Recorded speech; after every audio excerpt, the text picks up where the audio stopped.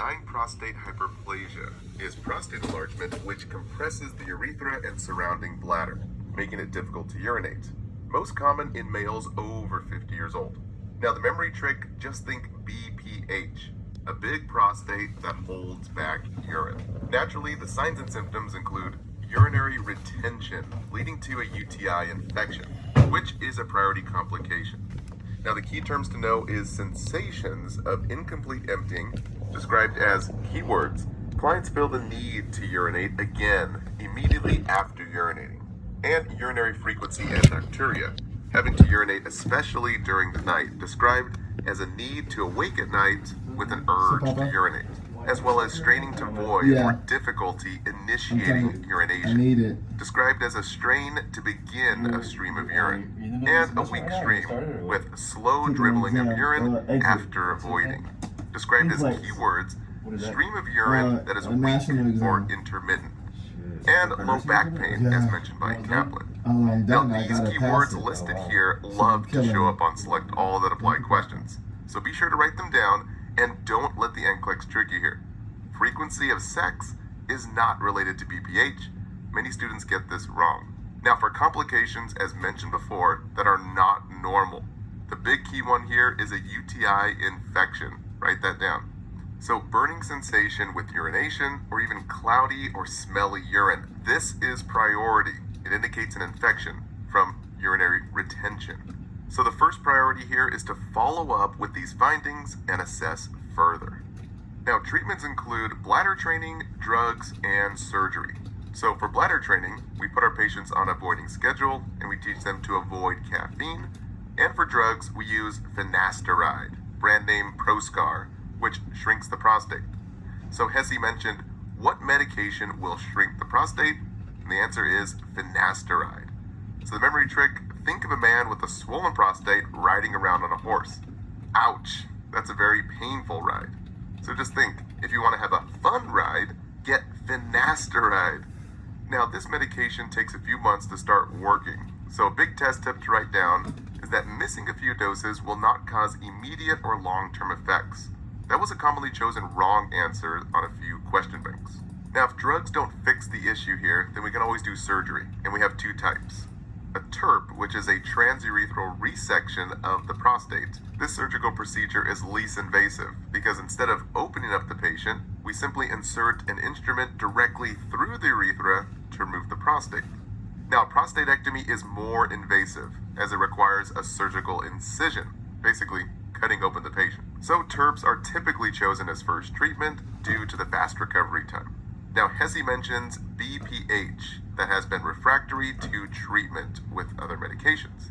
The answer is anticipate a TURP. Now after either procedure, a 3-way Foley catheter is used for continuous bladder irrigation. This gives pressure to bleeding tissues and allows urine drainage. So the key points to write down: normal expected findings immediately after the procedure is bloody urine. Then 24 hours after, the urine is light red and pink, and 36 hours max, we expect small blood clots. Again, all are normal during these time frames, but not after. So bloody urine after 24 hours is not normal. And small blood clots after this 36-hour window, again, not normal. So don't let the NCLEX trick you here. Blood clots seen on day 2 is a priority finding and should be reported to the HCP. Now, like after any surgery, we teach the patient to report signs and symptoms of infection, specifically a UTI, that burning pain, and also report urinary retention.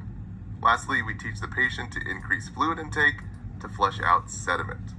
So Hesse mentions this: instructions for a patient who has just undergone a prostatectomy. Observe for signs and symptoms of UTI, and ensure fluid intake of 2 to 3 liters per day. Now, a common NCLEX question: prostatectomy 5 days ago with small blood clots. The first action is to advise the client to follow up with the HCP immediately. Yes, it's outside that 36-hour window, so we should not be seeing small blood clots. And a few Kaplan questions. Expected assessment immediately post-TURP. Bloody urinary drainage is correct. Now, 24 hours after a TURP, the nurse notices bright red urine. What's the first action? contact the healthcare provider immediately. Yes, the key term here is after 24 hours. Remember, durations are critical here, so know those numbers. And lastly, the third day post-op TURP, the catheter is removed, and now the patient has uncontrolled dribbling after urination. So this is completely normal. Temporary incontinence is expected following urinary catheter removal. In terms of complications of bladder irrigation, clogging of the Foley catheter from blood clots or sediment can cause severe pain from the backup of fluid, resulting in bladder distension. This typically happens when the infusion is going too slow, so we simply manually irrigate the tube to loosen the clogging and maintain the flow. Now, when a question says that a client is reporting severe pain with continuous bladder irrigation after that TURP, the first nursing action, write this down, you have to assess. Guys, always assess. So, assessing the amount and urine output, and light pink color is best. Remember, assessment always comes first. Do not give pain medications first. The key word in most question banks is bladder irrigation. So assess the bladder first by assessing the urinary outflow. So remember, let the question help you here. Don't assess the abdomen, don't even assess the bowels or other parts of the body. Always assess the bladder first. Many students got this wrong. Now the second top test tip to write down is the output should be more than the input, not equal to and not less than. Since the output would include irrigation fluids plus the normal urine put out from the kidney. So don't let the NCLEX trick you here.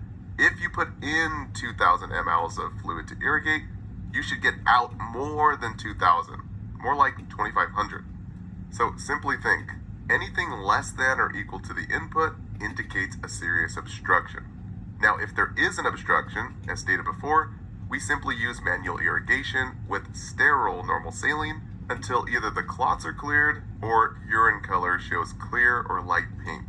Again, color is really vital here. Light pink is typically best. Alright guys, that wraps it up for this segment. Don't forget to take your quiz and download the study guides.